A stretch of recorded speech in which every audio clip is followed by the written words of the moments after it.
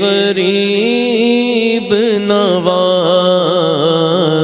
غریب آئے ہیں در پہ تیرے غریب نواز۔ بسم اللہ الرحمن الرحیم، الحمدللہ رب العالمین والصلاة والسلام علی سید الانبیاء والمرسلین۔ ناظرین کرام، السلام علیکم ورحمۃ اللہ وبرکاتہ۔ میں ہوں تسلیم احمد صابری اور آپ خصوصی پروگرام دیکھ رہے ہیں شان اولیاء۔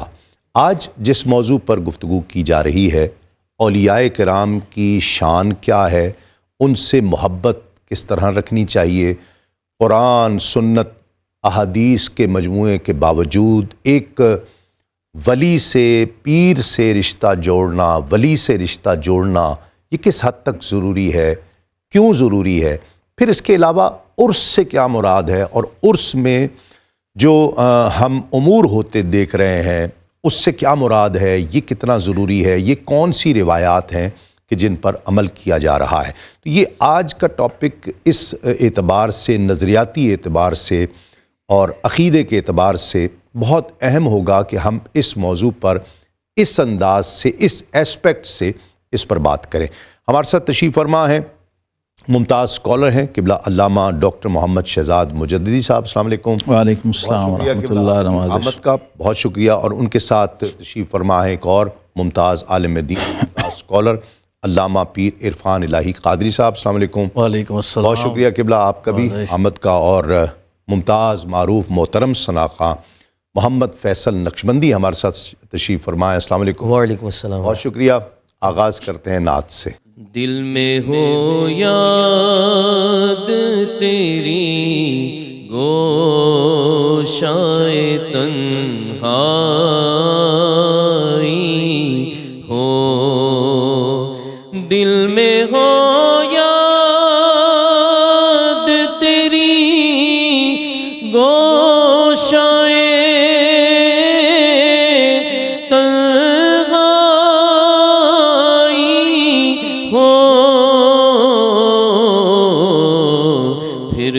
خلوت میں عجب انجمن آرائی ہو، پھر تو خلوت میں عجب انجمن آرائی ہو، اور کبھی ایسا نہ ہوا ان کے کرم کے صدقے، کبھی ایسا نہ ہوا ان کے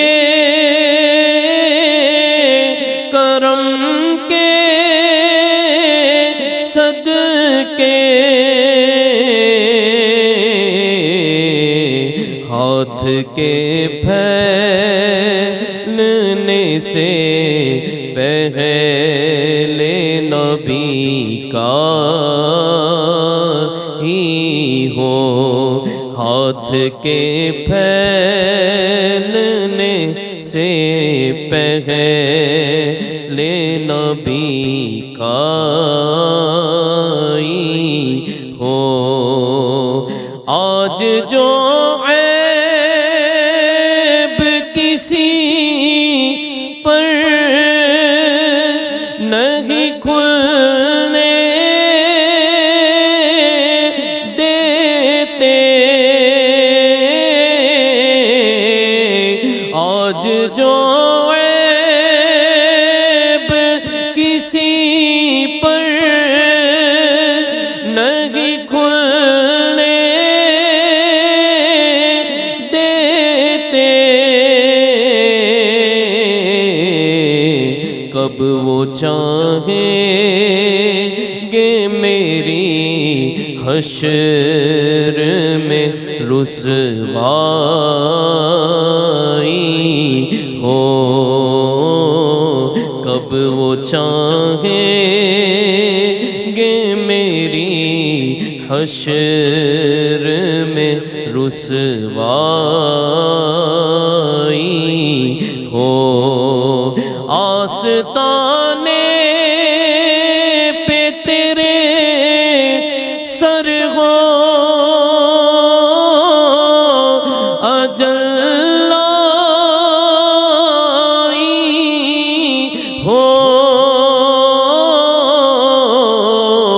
آستانے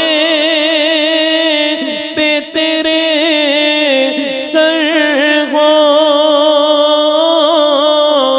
اجل آئی ہو پھر تو اے جان جہاں تو بھی تماشائی ہو دل میں ہو یاد تیری گوشائے تنہائی ہو پھر تو خلوت میں عجب انجمن آرائی ہو ماشاءاللہ ماشاءاللہ۔ قبلہ، اولیاء کرام سے محبت، شرعی اس کی حیثیت، قرآن اور حدیث کا حکم کیا ہے، کس طرح کی ہونی چاہیے؟ جی بسم اللہ الرحمن الرحیم، الحمدللہ رب العالمین، والصلاة والسلام علی اشرف الانبیاء والمرسلین وعلی آلہ صحبہ اجمعین۔ ہر کے خواہد ہم نشینی با خدا، حضرت رومی فرماتے ہیں ہر کے خواہد ہم نشینی با خدا، واہ، او نشینت در حضور اولیاء۔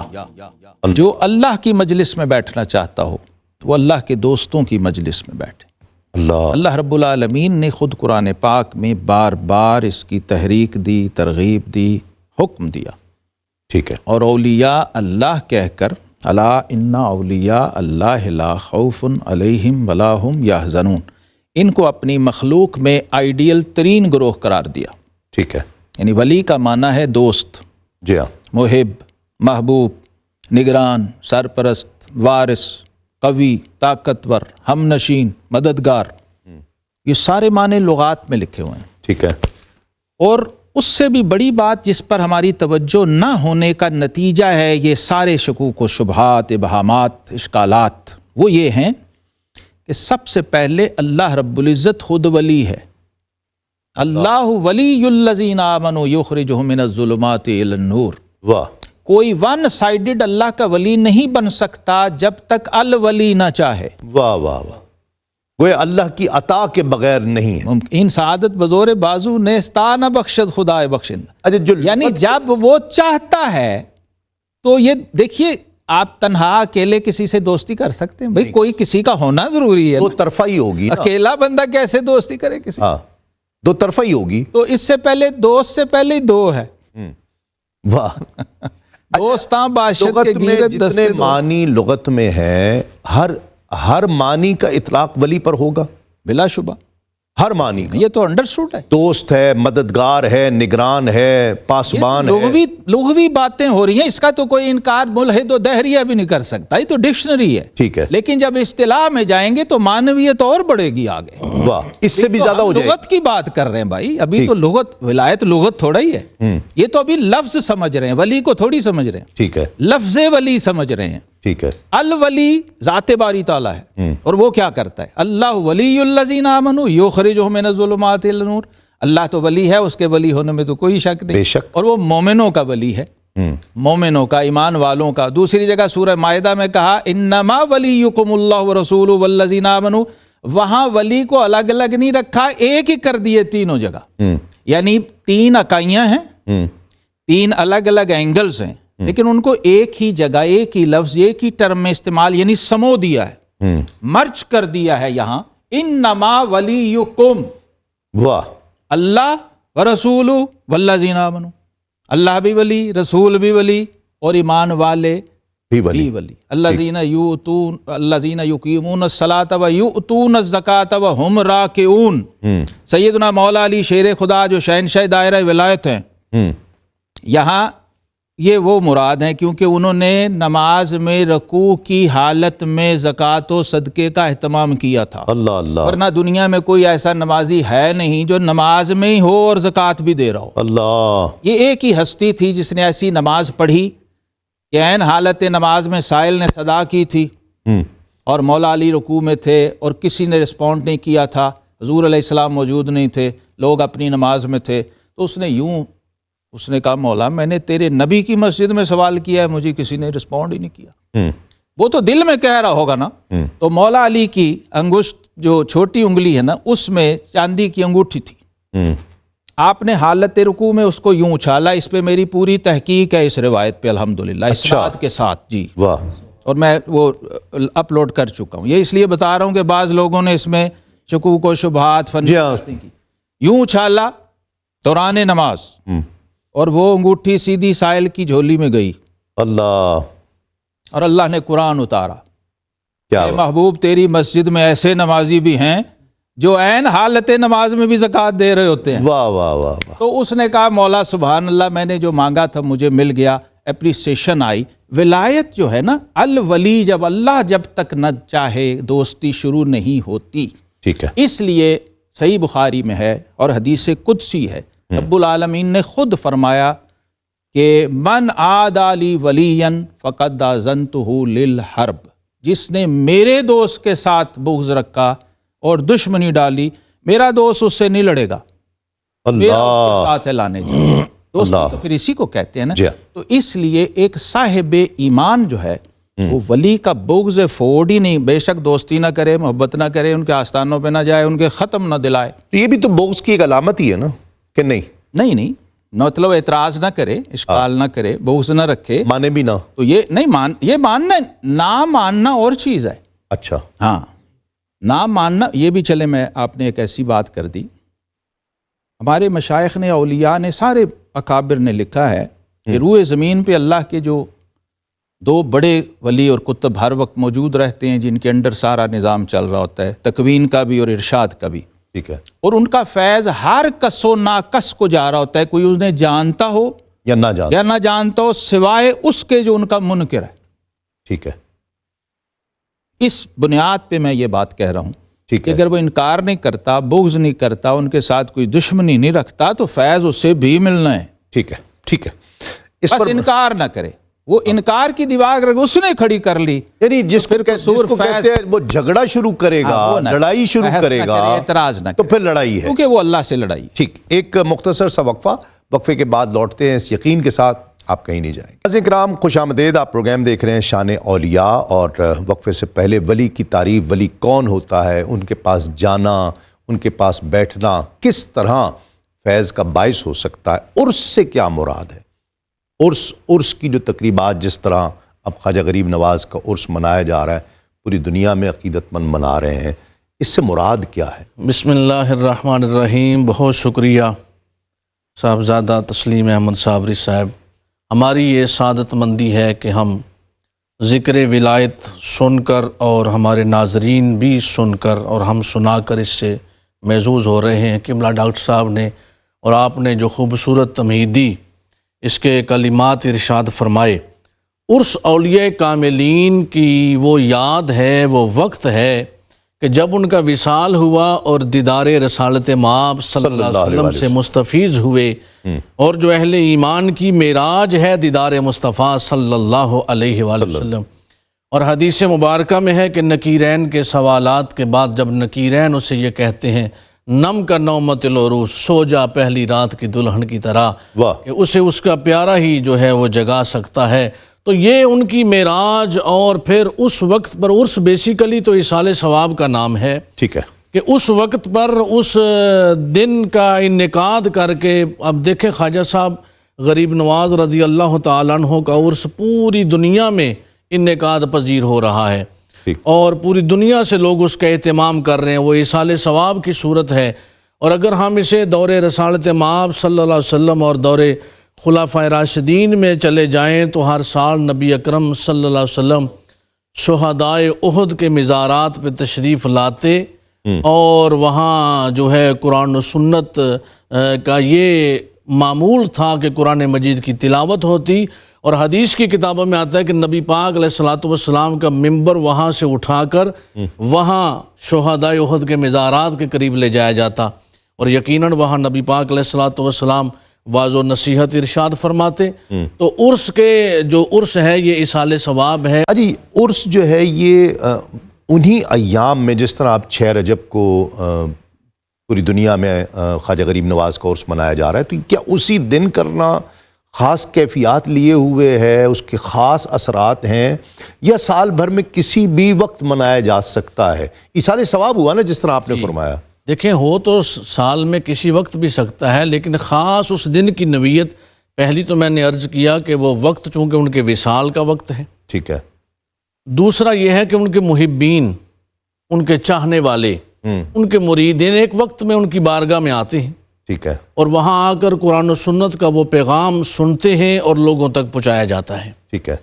تیسری چیز یہ ہوتی ہے کہ وہاں ان کے نام کا دسترخوان ویسے تو ہر سال پورے سال میں چلتا رہتا ہے، لیکن عرس کے خاص ایام میں وہ بھی تو اصال ثواب میں شامل ہو جاتا ہے، اور ایک خاص دن کا انعقاد کرنا، ایک دن کو منانا ان کی یاد میں، اور قرآن مجید میں بھی اس پر فرمایا گیا ہے کہ جو اللہ کے یاد دلانے والے دن ہیں ان کو ضرور منایا کرو۔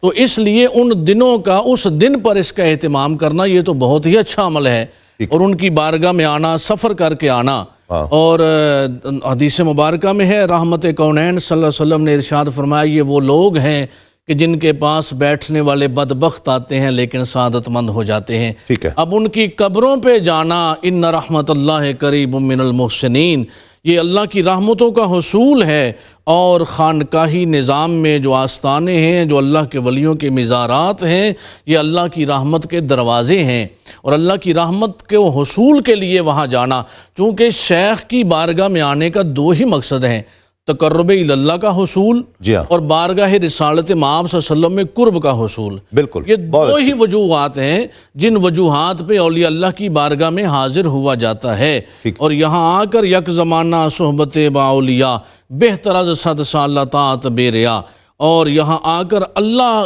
کا تقرب پانے کے لیے اور چاہنے کے لیے بے شک ان لوگوں کا اجتماع ہونا اور اس صاحب مزار کی بارگاہ میں آنا، یہ نہایت اس کی خاص کیفیات ہوتی ہیں اس سال کی۔ بے شک۔ یہ جو یہ اعتراض ہو سکتا ہے کہ جی صحابہ کرام کے دور میں اس طرح اعراس منائے جاتے تھے، یا صحابہ کرام کے عرس اس طرح سے منائے جاتے تھے، اہل بیت اطہار کے عرس اس طرح منائے جاتے تھے، یہ سلسلہ تو کہتے ہیں جی بعد میں شروع ہوا اور پھر یہ عرس جو ہے وہ رواج پا گئے۔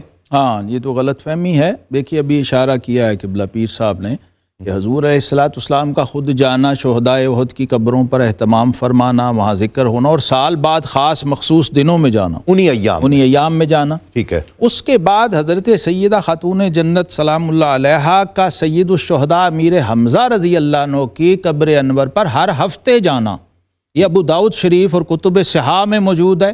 ٹھیک ہے۔ اس کی مینٹیننس لیپ کرنا، وہاں ذکر اذکار اور پڑھائی کرنا، جو سیدۃ النساء الجنہ جہاں بیٹھی ہوں گی وہاں کیا ہوگا، اور سید الشہداء کے مزار پہ بیٹھی ہوں گی تو کیا ہوگا۔ یہ چونکہ پڑھا نہیں گیا، بیان نہیں ہوا، عام نہیں ہوئی یہ چیزیں، تو یہ بنی ہوئی ہیں ایک بیریئر۔ ایسے ہی اصل جہالت اور بے خبری کا بیریئر ہے، یہ دونوں طرف کہہ رہا ہوں میں۔ ٹھیک ہے۔ ہاں، جہاں پریزنٹ کیا جانا تھا وہاں کیا نہیں گیا ہوا، اور جدھر سے لوگ اس سے مانوس نہیں ہے اور وہ انسیت نہیں ہے، وہ کھڑے ہیں اس بات پہ کہ کیا صحابہ نے کیا، وہی کیا سب کچھ صحابہ نے کیا جو آپ کر رہے ہیں۔ تو یہ باتیں غلط ہیں، آپ کی بے خبری اور لا علمی ہے۔ دوسری بات یہ کہ اس وقت اس طرح کے کسی عرس کی ضرورت نہیں تھی، اس وقت تو 24 گھنٹے عرس ہو رہا تھا، رحمت عالم صلی اللہ علیہ وسلم خود موجود ہیں ہر وقت، اور آپ صلی اللہ علیہ وسلم کو ابھی تو دیکھا جا رہا تھا، دین تو ابھی ڈیولپ ہو رہا ہے نا، کہ ہو کیا رہا ہے بھائی، ابھی تو بنیادیں رکھی جا رہی، قول کی، فعل کی، اقوال کی، افعال کی، احکام کی۔ احکام تو بعد میں جا کے اخذ کیے گئے ہیں 12ویں صدی، یعنی آج سے 1200 سال پہلے، دوسری صدی ہجری میں۔ سیاہ ستہ کہاں تھی اس وقت؟ ٹھیک ہے۔ اور یہ کتب فقہ کہاں تھی جہاں سے آپ فتویٰ دیتے ہیں؟ یہ تھی ہی نہیں بھائی۔ ٹھیک ہے۔ تو احکام ابھی مرتب ہو رہے تھے، اور وہ آپ نے اس کی اصل ڈھونڈنی ہے۔ اس کے لیے ٹیکنیکل شرعی اصطلاح یہ ہے کہ کیا اس عمل کی اصل شرع میں ہے یا ٹکراتی ہے یا نہیں ہے. اگر اصل موجود ہے تو وہ جائز ہے. ما لیس منہ فہو رد. حضور علیہ السلام نے یہ خود شرط لگائی ہے، من احدث فی امرنا ھذا ما لیس منہ، جس نے ہمارے دین میں کوئی ایسی نئی چیز نکالی جس کی اصل ہمارے ہاں نہیں تھی، ٹھیک ہے، وہ رد ہوگی. تو جس کی اصل موجود ہے اس کے اندر آپ پھر آگے اپنے حالات و وقت کے مطابق جیسے اس پر اعتراض پھر نہیں بن سکتا، بنتا ہی نہیں، ٹیکنیکلی نہیں بنتا. ٹھیک ہے. ہاں اچھا، جو عرس پر خاص طور پر جو انداز اپنائے جا رہے ہیں، میں چاہتا ہوں کہ اس پر بات کی جائے. جو ہمارے ہاں عرس جب منایا جاتا ہے بزرگوں کا، یقیناً وہ بڑے مرتبے والے ہوں گے. یہ جو چادر چڑھائی جاتی ہے یا منت ماننا وہاں جا کر، اور وہاں جا کر غسل کی کیا شرعی حیثیت ہے، کیا کہتے ہیں؟ دیکھیں، اولیاء کاملین کی بارگاہ میں حاضر ہو کر اللہ کے حضور دعا کرنا. ٹھیک ہے. ہم مزارات پر جاتے ہیں، وہاں جا کر اللہ کے حضور دعا کرتے ہیں. ٹھیک. امام شافعی رحمۃ اللہ تعالی علیہ نے اس پر فرمایا کہ میں امام اعظم ابو حنیفہ رحمۃ اللہ تعالی علیہ کے مزار پر جاتا ہوں اور وہاں جا کر 2 رکعت نفل بھی ادا کرتا ہوں، پھر اللہ کے حضور دعا کرتا ہوں، میری دعا قبول ہوتی ہے. ٹھیک ہے. اللہ کے ولی کے مزار پر چادر پیش کرنا تو یہ تکریم ہے، اعزاز ہے. ان کی بارگاہ میں ہم چادر کا نذرانہ، یا بیسیکلی تو عرس پہ جو اہتمام ہے وہ قرآن و سنت کا ہے. واعظ و نصیحت، پند و نصائح جو اولیاء اللہ کا خاصہ ہے. ٹھیک ہے. اولیاء کاملین نے اپنی ساری زندگی قرآن و سنت کا پیغام لوگوں تک پیش کرنے میں گزاری. اب اگر وہ معاملات جو صاحب مزار کا مزاج نہیں یا وہ کرتے نہیں رہے ہم کریں تو یقیناً صاحب مزار اس بات سے ہم سے خوش نہیں ہوں گے. صاحبان مزار اولیاء اللہ، اولیاء کاملین، چونکہ یہ تو وہ لوگ ہیں کہ جن کی محبت ہمیں سکھائی گئی، اور یہ محبت چونکہ آفاقی ہے، ان کی بارگاہ میں ان کے مزارات پر آنا، عرس ہو یا عرس کے بغیر آنا، یہ تو آفاقی پیغام ہے. فرمایا گیا کہ اللہ جبرائیل، اللہ فلاں بندے سے محبت کرتا ہے، یا اللہ میرے لیے کیا حکم ہے؟ فرمایا تو بھی اس سے محبت کر. اور یہ بات یہاں تک نہ رہے بلکہ آسمان پہ تمام ملائکہ میں یہ بات، اس کا اعلان کر دیا جائے، ندا دے دی جائے، منادی کر دی جائے کہ اللہ اور جبرائیل فلاں بندے سے محبت کرتے ہیں، فرشتوں تم بھی اس سے محبت کرو. اور بات یہاں نہ رہے بلکہ زمین پہ اتر جاؤ اور لوگوں کے دلوں میں اس پاک بندے کی محبت کو ڈال دو.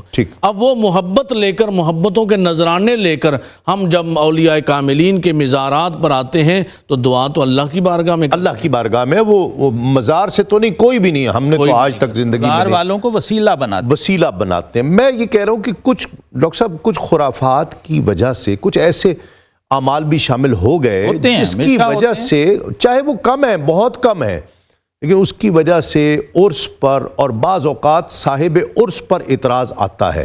ٹھیک ہے. عرس پر اعتراض کی جو وجہ سمجھ آتی ہے نا، آپ نے بہت اچھی بات کی کہ مجھے تو سمجھ ہی نہیں آ رہی، یہ بے خبری ہے. ٹھیک ہے، ہمیں بھی یہی لگ رہا ہے. کیا وہ ان خرافات، اب جس طرح عرس پر، مزار پر جو غسل دیا جاتا ہے، اس کی کیا حیثیت ہے؟ چادر چڑھانا، اس کی کیا حیثیت ہے؟ میں چاہوں گا کہ جواب تفصیل سے وقفے کے بعد لوں، ایک مختصر سے وقفے کے بعد. حضرات کرام خوش آمدید. وقفے سے پہلے میں شہزاد مجددی صاحب کے سامنے یہ سوال رکھا تھا کہ یہ جو خاص طور پر خرافات کو تو چھوڑ دیا جائے، لیکن جو عام ایک رواج ہے کہ جو مزار کو غسل دیا جاتا ہے، اس سے کیا مراد ہے؟ میں بھی سمجھنا چاہتا ہوں، آپ بھی سمجھنا چاہتے ہیں. چادر چڑھائی جاتی ہے، یہ اس کی کیا وجہ کیا ہے؟ دیکھیے، تجاوزات جو ہے نا نماز میں بھی ہیں، وہ نہیں تھے، لوگوں نے ایڈ کر دیں بدعات، ناجائز چیزیں مسجدوں میں بھی ہو رہی ہیں. ٹھیک ہے. ٹھیک ہے نا. تو اس کا یہ مطلب نہیں کہ ہم مسجد بند کر دیں یا نماز پڑھنی چھوڑ دیں. نہیں، ممکن نہیں. اصلاح ہوگی جو خرافات ہیں. جی ہاں. کعبۃ اللہ میں طواف کرتے کسی کی جیب کٹ گئی ہے تو اب کیا کریں؟ کعبے کو الزام دیں یا کعبے والے کو دیں؟ نہیں، جو غلط ہے وہ غلط ہے، جو صحیح ہے جو صحیح ہے. ٹھیک ہے. مسجد میں میری جوتی چوری ہو گئی تو اب کیا کروں میں؟ مسجدوں میں جانا تو نہیں چھوڑ سکتے. یہ عام روٹین ہے لیکن پھر بھی لوگ جاتے ہیں. تو اس کا مطلب یہ ہے کہ آپ نے گناہ کو برا کہنا ہے آپ نے اس مقام کو برا نہیں کہنا جہاں گناہ ہو رہا ہے، برے عمل کو برا کہا برے جائے، عمل کو برا کہا جائے گا۔ اب چادروں کے بارے میں دیکھ لیجئے، جو چادریں چڑھا رہے ہیں ان کا اپنا موقف یہ ہے، یعنی ان کے بزرگوں کا، ہمارے فقہا کا، اعلیٰ حضرت امام اہل سنت سمیت رحمۃ اللہ علیہ اور بھی، انہوں نے کہا ایک وقت میں ایک چادر ڈالی جائے گی، ٹھیک ہے، اور وہ چادر صاحب مزار کے لیے نہیں ڈال رہے ہم، ٹھیک ہے، آنے والوں کو بتانے کے لیے کہ یہ صاحب تعظیم ہے، یہ تکریم ہے، یہ ذرا متمیز ہستی ہے، ٹھیک ہے، یہ ان کا اکرام ہے، ممتاز کرنے کے لیے، ممتاز کرتے، پہچان، شناخت، ٹھیک ہے، ٹھیک ہے نا۔ غیر معروف کسی آپ جگہ پہ گئے ہیں، 50 قبریں ہیں ایسے ہی سب ایک جیسی، ایک پہ اگر سبز چادر پڑی ہوئی ہے تو آپ سمجھیں گے کہ یہ کوئی شخص اور ہے، اور اس کا حکم ہے حدیث پاک میں، اچھا، انزل الناس منازلہم، لوگوں کے ساتھ ان کے مرتبے کے مطابق ڈیل کیا جائے گا، ٹھیک ہے، یہ حکم ہے حضور علیہ الصلوۃ والسلام کا۔ پھر فرمایا اذکروا محاسن موتاکم، اپنے فوت شدگان کی خوبیاں اور فضائل بیان کرتے رہا کرو، اس سے تمہیں فائدہ ہوگا۔ ٹھیک ہے، تیسرے یہ اللہ والے جو اللہ کے دوست ہیں، ان کے طرف متوجہ ہونا، قبروں کی زیارت کرنا، یہ مشروع ہے اور معمور ہیں ہم اس پر، پہلے منع کر دیا گیا تھا ایک وقت تھا۔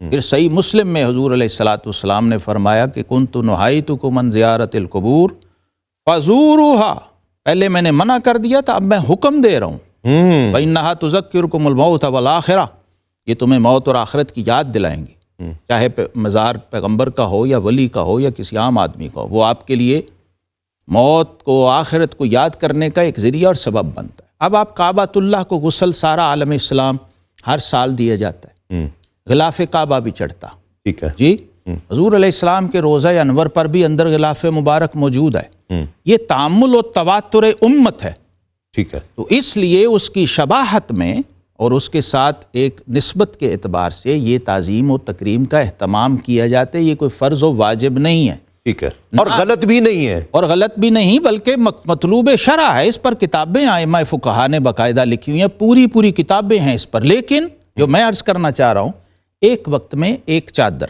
ٹھیک ہے، باقی جو ہے وہ اسراف ہے، ٹھیک ہے، وہ ممنوع ہے، ٹھیک، سے منع کر دیا صحیح، ہمارے اپنے بزرگوں نے۔